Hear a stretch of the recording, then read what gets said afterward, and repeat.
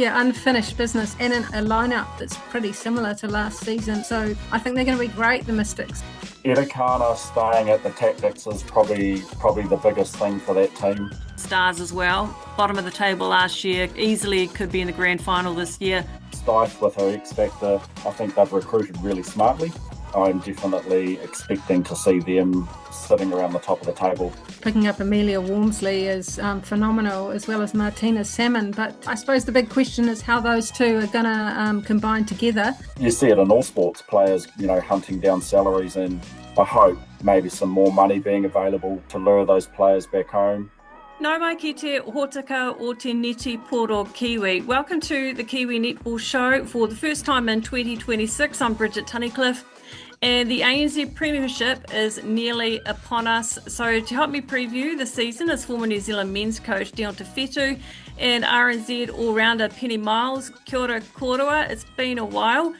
Dion, you've had a busy Easter weekend at the men's nationals in Wellington. How's that been? Yeah, it's been amazing. The men's nationals has really grown post-COVID. We're at 41 teams now, I believe. And right from masters right through to under 20 grade, and man, there's some real talent coming through. Yeah, it's really exciting for New Zealand men's and mixed netball to just to see what the growth is going to look like for the New Zealand men's and mixed teams going forward. Really cool. Penny, we might talk about this a bit more later, but have you been watching much of the SSN? Yeah, kia ora, Bridge. I thought you were going to say I've had a busy weekend at the office, which I have. And I have been watching a bit of the Australian competition. I'm really enjoying it, but yeah, a few interesting insights. There could be some coaching jobs coming up as my pick. Yeah, okay. It just occurred to me a few days ago that this is the 10th season of the ANZ Premiership. So former Trans-Tasman competition split after the 2016 season, but with Netball New Zealand loosening its eligibility rules last year, now 9 current and former Silver Ferns are in Australia's SSN. So that's had a pretty big impact on the ANZ Premiership, and some of the teams are almost unrecognisable. I always go north to south, and I thought maybe I should start with the Steel, but it just feels weird, so I'm just going to do status quo and start with the Mystics. Runners up in 2026. I mean, when you think about it, the Mystics were red hot favourites going into that grand final last year, but the Tactics had their best game of the season and the Mystics just not so much. So I imagine they'll be absolutely determined. Dion, how do you rate their chances this year? Yeah, I think the Mystics they're always there or thereabouts, aren't they? They're strong. I think they've got some great recruitments this year, and they're probably looking at all the teams, they've got a lot of experience right across the court. And I think I'll be interested to watch Maya Wilson, playing for a new franchise, and if that gives her a new lease of life. Amazing player. I just think it's going to be great to see her at a different franchise and see how she comes out of the gate. Yeah, Penny, they've only had 2 changes this year, so they're the most settled lineup of all the teams. Do you still see them being a finals contender after losing Donnell Wallam? Yeah, unfinished business, as you say, Bridge. And yeah, for sure, definitely rate the Mystics strongly.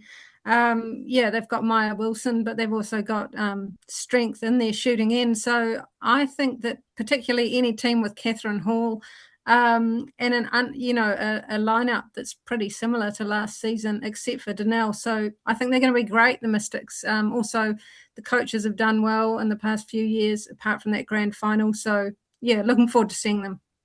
Yeah, and Sophia Lafayette, when she stepped in for Donnell Wallam last year, she was excellent. So between Sophia and Maya, and obviously Phil DeVuy, she's great on the 2-point shot. They've got to be pretty confident about their attacking end. And yeah, Dion, they've got one of the best defensive lineups in the country. And Catherine Hall, I just so impressed with her last year. Yeah, their D end, they're strong across the board if you look at their lineup right from goal shoot through to goal keep, and also they've got a strong bench. Defensively, with I think Phoenix returning, and with Catherine Hall as well.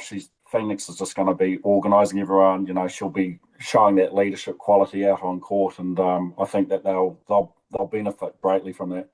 Let's go down to the South Auckland-based Stars, finished last in 2025, but they had so much bad luck with injuries, and they've made, Tima part of it, Bailey has made 5 changes to the side.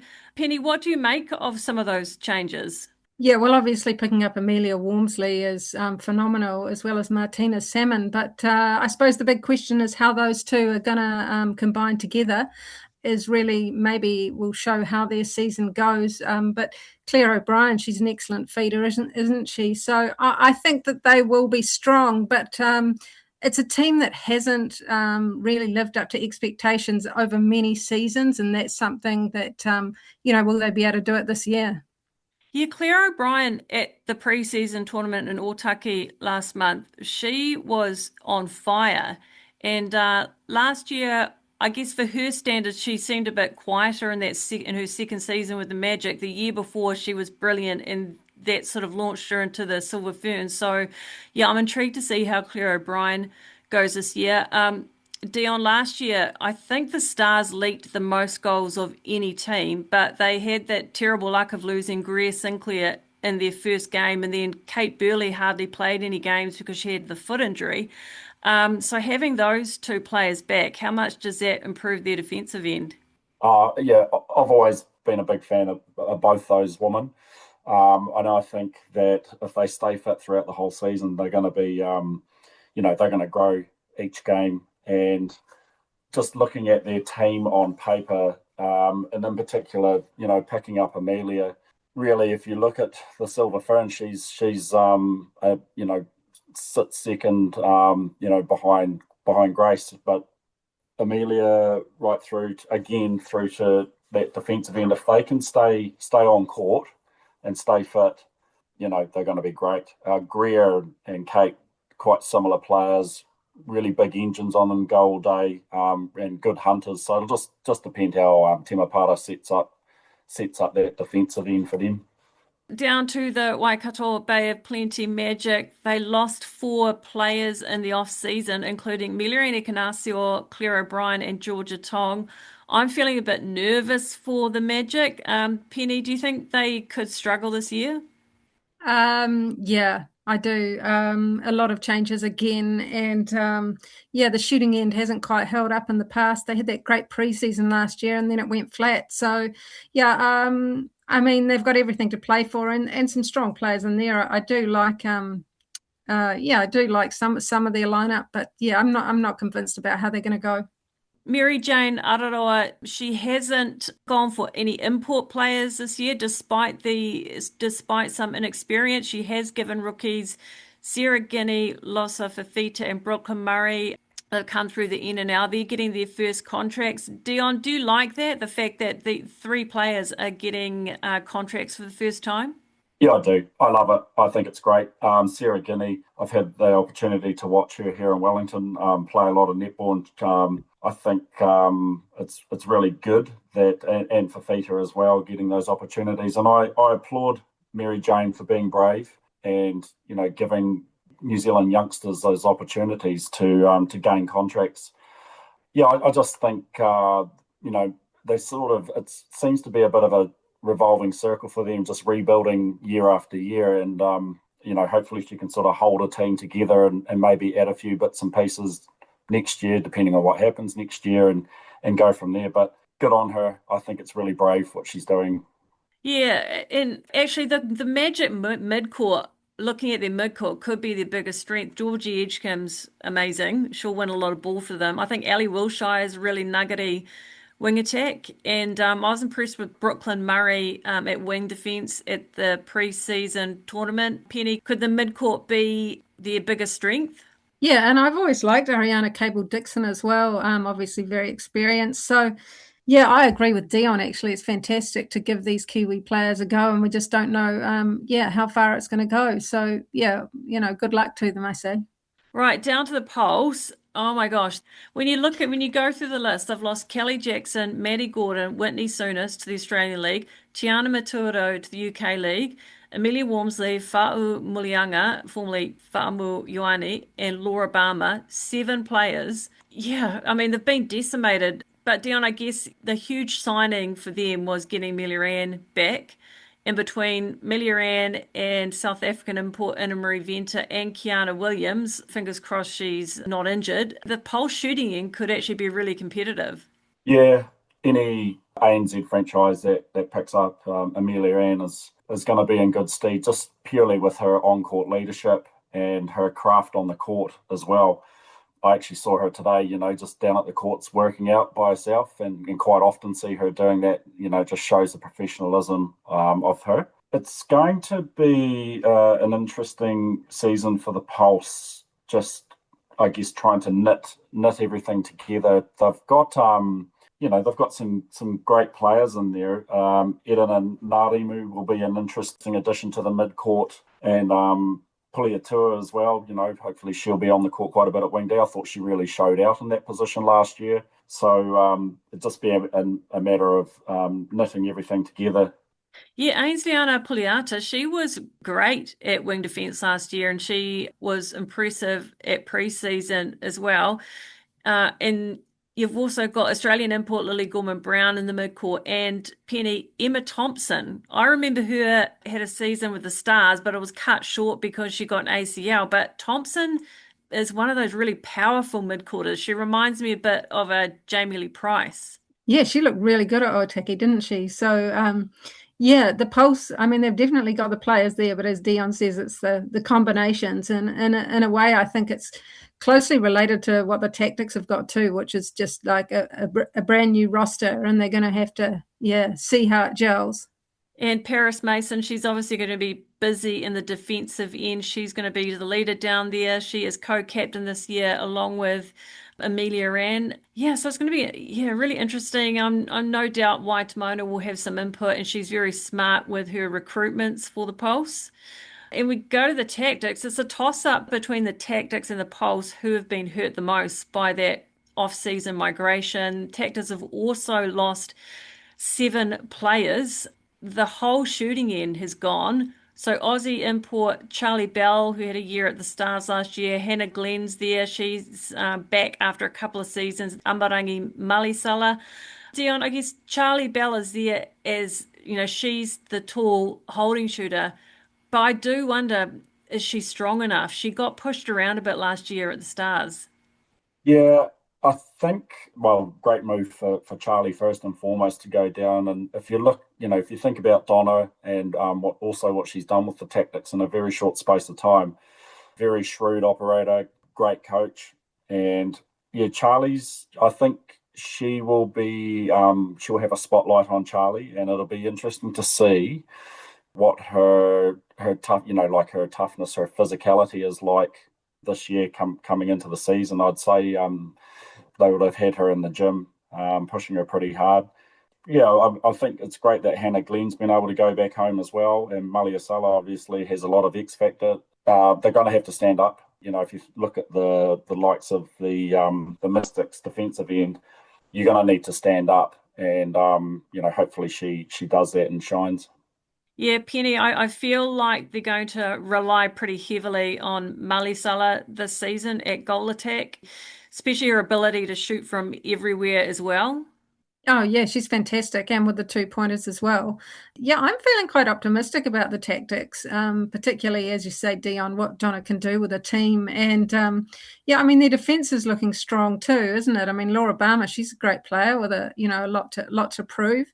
Be really fun to see her. I think maybe they do have that, exciting mix of youth and experience that, people used to always talk about. So I also feel like Malasala, it could be the making of her. We really want to see her, do what she can. So, yeah, I'm really looking forward to seeing the Tactics, actually. Their defensive end at preseason was awesome. And Laura Barmer, she's 1.9 meters, so she's one of the tallest defenders in the competition. She had that season with the Pulse last year, obviously didn't get much court time, but wow, she was nimble for someone who's that tall. I think she's, could be the next up-and-coming defender. Dion, how much of a relief would it have been to Donna that her captain, Erikana Pedersen, stayed on another year, and also Holly Mather? They were great in the mid-court last year. Erikana staying at the Tactics is probably the biggest thing for that team. She's her experience. She's an amazing player, and I think just her leadership in that team. I think unless you know her, is probably a little bit underrated. She'd definitely be her and Holly Mather. They'll if they get going, it's going to be some wing defences and centres looking around to see where they are. Just genuine, great leadership, and also really skillful player. Yeah, and you add Fa'amu Ioane to that wing defence position. I feel like the Tactics defence end and mid-court could be great, but I do worry about their shooting end a little bit. Yeah. Anyway, the Southern Steel finished 4th last year. They've retained 7 of last year's 10 players. That's pretty good. Could you see the Steel pushing their way into the playoffs, the top 3 this season? Yeah, I love the Steel, and I really like Wendy Frew's coaching as well. Yeah, I suppose it's a lot's going to come down to Aaliyah Dunn and Georgia Heffernan. Hopefully they're going to have another strong year, but pretty optimistic about their chances. Definitely there or thereabouts for that top 3. Dion, last year, obviously, Kara Sty thrived when she went down to the Steel, and then you saw Kenya Munro Nonoa. She was originally an injury cover, but she really slotted into that Steel team well, and they've also got an Aussie import added to their defensive end. What do you make of the Steel? I think they're going to be right up there this year. There's not going to be too much to worry about with their team. Looking at there's some experience players in there as well, but Stife with her X Factor, I think they've recruited really smartly. I'm definitely expecting to see them sitting around the top of the table for the whole, the 2 rounds. Obviously, a big loss for them losing Kate Heffernan to the Australian League, but Kimi Orapoi and her younger sister Ashley, she's been added. She's got her first contract, and Serena Dona Kamakama at wing attack. Wow, she was amazing in Otaki a month ago. So it's speed in that mid-court is going to be the theme, I think.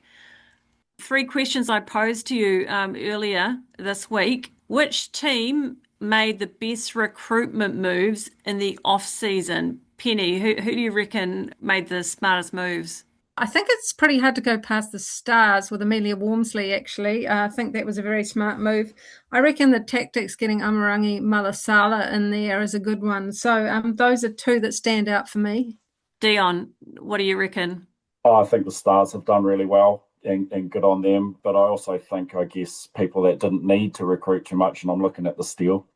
Yeah, I've gone Stars as well. Bottom of the table last year, easily could be in the grand final this year. Your 3 players that you're really intrigued about this year, your 3 players to watch. I've gone with Greer Sinclair. I think she'll be fired up after missing all of last year. Martina Salmon, she'll get more court time this year. The Tactics last year with Ellie Bird and Tapai Selby-Rickett there, she actually didn't get all the match court time. So really interested to see how Salmon goes. And who else? Claire O'Brien, very impressed with her at pre-season. So 3 players, they're all from the Stars. So yeah, Penny, who are you most intrigued about watching? I think Sophia Lafayette for the Mystics, see if she can live up to the hype. As I said before, Amarangi Malasala, really looking for her to have a huge year at the Tactics. And also beside her, Charlie Bell, what can she do? Dion? I've got Grace Sinclair as well, Martina Salmon, and you mentioned her before, but Laura Barmer. I think, great physical presence, and it's just one of those players that I noticed last year. I think she's, it's going to be interesting to watch her and her progress. Yeah, I agree. Yeah. Okay, your picks for the top 3 teams. Who will make the final series? Feel free to say who you think is going to win the whole thing, but if you just want to say top 3, Penny, who have you got? I've got the Mystics, the Stars, and the Tactics. Okay, Mystic Stars, Tactics. Dion? I've got the Stars, Steel, Mystics. Same. I think the Steel and Stars could potentially be in the final. Yeah, I've got Mystic Stars, Steel. Last year, we did see some rule changes. The big one was the 2-point shot introduced last year. I'm pretty neutral on it. I don't love it. I don't hate it. Penny, did you think it was a good addition? Yeah, I'm sort of with you. I'm on the fence with it, but I'm so pleased that we don't have the timeouts. Having just been watching a lot of that Australian netball, I really struggle with those big breaks all the time. So, yeah, the 2-pointers, yeah, I think when they first came in, I was, enjoying them. So, yeah, pretty good. This is really the third year that players and franchises are going into the season and they don't actually know what the future holds beyond this year. This current broadcast deal agreement is just for this year, and a real shame that the players had to take pay cuts. Dion, how concerning is it that that gap between the salaries of SSN players and ANZ players is growing? Oh, look, I mean, I think it's going to be interesting. Netball New Zealand have had a pretty rough 8 to 10 months recently. We don't need to discuss that, do we? Everyone knows that follows netball knows what happened. I think new board incoming, new GM, something is got to happen to keep the game alive in New Zealand with our players going offshore, seeking those salaries. And you see it in all sports. Players go and set their future up, hunting down salaries, and it is going to be hard and it is going to be tough. But I hope that there are wheels turning in the background, that maybe some more money being available in New Zealand for us to lure those players back home and really see just a full strong competition.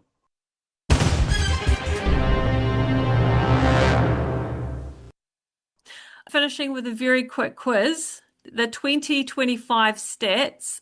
Who scored the most goals last year? I'm going to go Aaliyah Dunn. No. Janelle Wallop? No. Remember she was out for about 4 rounds with injury? Wormsley. Yeah. Amelia Wormsley. Go Amelia. Woohoo. Highest centre pass receives. Cheapers. Peter? Yeah. No. Magic player. Magic wing attack. Oh, bonkers. Claire O'Brien. Yep. Okay. Who got the most deflections last year? Jury? She got second. Kelly Jackson was second for deflections. Kara Stark? No, Nah. she didn't play in the finals. Berger? Catherine Hall. Yep, Catherine Hall. Who got the most intercepts last year? Kate Heffernan. Nah. Berger? Nah. Those guys are going well in Australia, by the way. Yeah. Kara Stark. No. Catherine Hall. Yep. And finally, who delivered the most feeds last year? Whoever? Yep.